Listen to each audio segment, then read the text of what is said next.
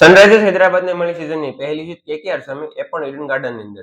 છેલ્લા 2 વર્ષથી જે ટેમ્પલેટથી હૈદરાબાદ રમતું આવ્યું હતું, એ જ ટેમ્પલેટ આપણને ગઈકાલે જોવા મળ્યું હતું. એટલે કે બેટિંગથી સારા રન બનાવો અને બોલિંગની અંદર એને ડિફેન્ડ કરી છે. પરંતુ આની શરૂઆત થઈ હતી ઓપનિંગની વિસ્ફોટક પાર્ટનરશિપ રહી હતી ટ્રેવિસ હેકની. પરંતુ મિડલ ઓવરની અંદર જલ્દી વિકેટ પડવાના લીધે એક ટ્રિકી સિચ્યુએશનમાં મેચ ફસાણી હતી, પરંતુ ત્યાંથી રિકવર કર્યું હતું હેનરી ક્લાસન અને નીતિશ કુમાર રેડ્ડીની ઇનિંગ દ્વારા. જેના લીધે ટીમનો ટોટલ પોઈન્ટ હતો 224 રનનો, જે એક ડિફેન્ડેબલ ટોટલ કહેવાય એક ટી20 મેચની અંદર.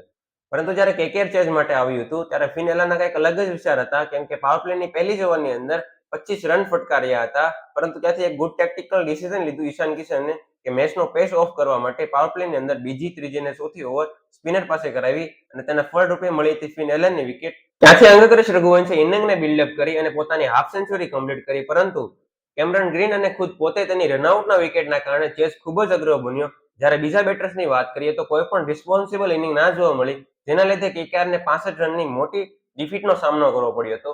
કેકેઆર માટે આ મેચ પત્યા પછી ઘણા બધા પ્રશ્નો ઉદ્ભવ્યા છે, જેમાં આરસીબી સામે તો બોલિંગ કન્સર્ન રહી હતી, પરંતુ હૈદરાબાદ સામે બેટિંગ કન્સર્ન રહી હતી.